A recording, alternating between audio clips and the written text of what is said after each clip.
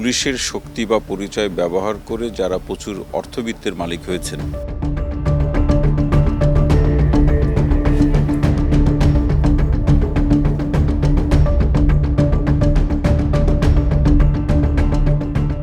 এমন কোনো অপরাধ ছিল না, নেই যেটাতে আমাদের আইন প্রক্রিয়া সংস্থার একাংশ জড়িত ছিল না। সাধারণ মানুষের কাছে আমার বিনীত হতে পারতো না। ক্ষমতাচ্যুত আওয়ামী লীগ সরকারের আমলে সবথেকে বেশি আলোচিত ও সমালোচিত পুলিশ কর্মকর্তার নাম মোহাম্মদ হারুনুর রশিদ। গোপনে থাকা এই পুলিশ কর্মকর্তার অঢেল সম্পদের খবর পুরনো। বাড়ি গাড়ি জমিসহ কোটি কোটি টাকার সম্পদ রয়েছে তার। এবার টিবিএসের হাতে এসেছে তার স্ত্রী শিরিন আক্তারের কোটি কোটি টাকার সম্পদের নথিপত্র। ঢাকার একটি ট্যাক্স জোন থেকে পাওয়া নথি ঘেঁটে দেখা যায় হারুনের স্ত্রী শিরিন আক্তারের গোল্ডেন স্কাই ফুডওয়্যার লিমিটেড কোম্পানিতে ৫,২০০টি শেয়ার রয়েছে। এছাড়াও কিশোরগঞ্জের আলোচিত প্রেসিডেন্ট রিসোর্টেও তার ৩,০০০ শেয়ার রয়েছে। কক্সবাজারে রয়েছে ২.৫ কাঠার উপরে জমি ও ২টি ভবনের ৫০% শেয়ার। গোপনীয় ওই নথি থেকে আরও জানা যায় নারায়ণগঞ্জের তারাবোতে ২০%, দক্ষিণ কেরানীগঞ্জের পানগাঁওতে ১২.৬৪% এবং উত্তরায় ৩.৭২ কাঠা জমি রয়েছে শিরিন আক্তারের নামে। হারুনের গ্রামের বাড়ি কিশোরগঞ্জেও রয়েছে তার স্ত্রীর নামে কোটি কোটি টাকার জমি ও সম্পদ। এছাড়াও রাজধানীর উত্তরায় হারুনের নিজের নামে রয়েছে একাধিক বহুতল বাড়ি। প্রেসিডেন্ট রিসোর্টেও রয়েছে তার পার্টনারশিপ। কিভাবে এই বিপুল পরিমাণ সম্পদ তারা অর্জন করলেন সে বিষয়ে আত্মগোপনে থাকা হারুন ও তার স্ত্রী শিরিনের বক্তব্য পাওয়া যায়নি। হোয়াটসঅ্যাপে SMS করা হলেও সাড়া দেননি কেউই। ভবিষ্যতে কেউ যেন অবৈধভাবে সম্পদ গড়তে না পারে সেদিকে নজর রাখার পরামর্শ দিয়েছেন সমাজ ও অপরাধ বিশেষজ্ঞরা। আইনশৃঙ্খলা বাহিনীর মধ্যে যারা বিধি বহির্ভূত কর্মকাণ্ডের কারণে আলোচনা সমালোচনার সৃষ্টি করেছেন, সেই সাথে এই পুলিশের শক্তি বা পরিচয় ব্যবহার করে যারা প্রচুর অর্থবিত্তের মালিক হয়েছেন, দুইটাই কিন্তু আসলে বিধি বহির্ভূত কর্মকাণ্ড।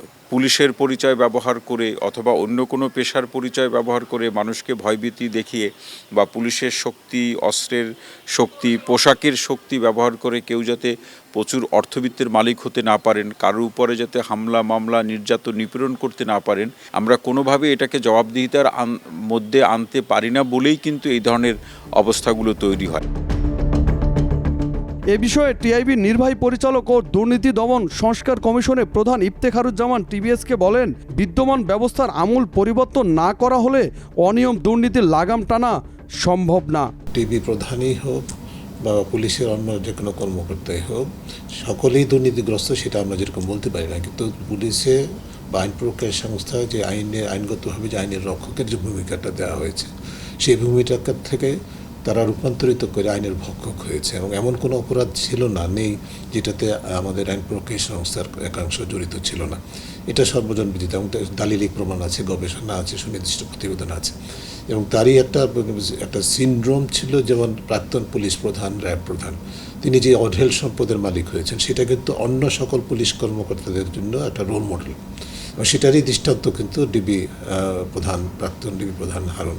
এখন এটার পতনের ফলে যেটা করতে হবে সেটা হচ্ছে যারা যেখানেই থাকুক না কেন, দেশে পালিয়ে থাকুক, দেশের বাইরেও যদি গিয়ে থাকেন, কাউকে কিন্তু চিহ্নিত করে জবাবদিহিতা আনার পথে বড় ধরনের অন্তরে আছে বলে আমরা মনে করি না, যদি কর্তৃপক্ষের সৎসাহস থাকে এবং তবে এটা দীর্ঘ প্রক্রিয়ার বিষয়। এখন দেশের বাইরে যদি কেউ গিয়ে থাকেন তাকে ফেরত আনা ইন্টারপোলের মাধ্যমে যথাযথ প্রক্রিয়া অনুসরণ করে সেটা যেরকম সম্ভব, কিন্তু সেটা একই সাথে একটা দীর্ঘ প্রক্রিয়ার বিষয়, কিন্তু এটা তার থেকে সেই কারণে কোনো অবস্থায় তার থেকে সরে আসা যাবে না। দৃষ্টান্ত স্থাপন করতেই হবে যাতে করে ভবিষ্যতে এই সংস্থাগুলো একই ধরনের অপরাধে আর সম্পৃক্ত না হয়। ঢাকা মহানগর পুলিশের সাবেক অতিরিক্ত কমিশনার ও গোয়েন্দা প্রধান ছিলেন মোহাম্মদ হারুনুর রশিদ। 2011 সালে বিএনপির সাবেক সংসদ সদস্য ও জাতীয় সংসদের সাবেক হুইপ জয়নুল আবেদিন ফারুককে বেধড়ক পেটান তিনি। এই ঘটনার ভিডিও প্রকাশ হলে সারা দেশে ব্যাপক পরিচিতি পান হারুন। সর্বশেষ ডিবিতে প্রধান হিসেবে দায়িত্ব পালন করেন তিনি। সংস্থার প্রধান থাকাকালে কখনো কাউকে তুলে নিয়ে গিয়ে অথবা দাওয়াত দিয়ে ডেকে নিয়ে নিজ কার্যালয়ে ভাত খাওয়াতেন হারুন।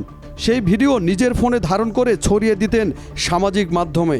ডিবি অফিসকে অনেকে তাই বলতেন হারুনের ভাতের হোটেল। সর্বশেষ জুলাই মাসে ছাত্র আন্দোলনের সময়ও তার কর্মকাণ্ড নিয়ে হয় ব্যাপক সমালোচনা।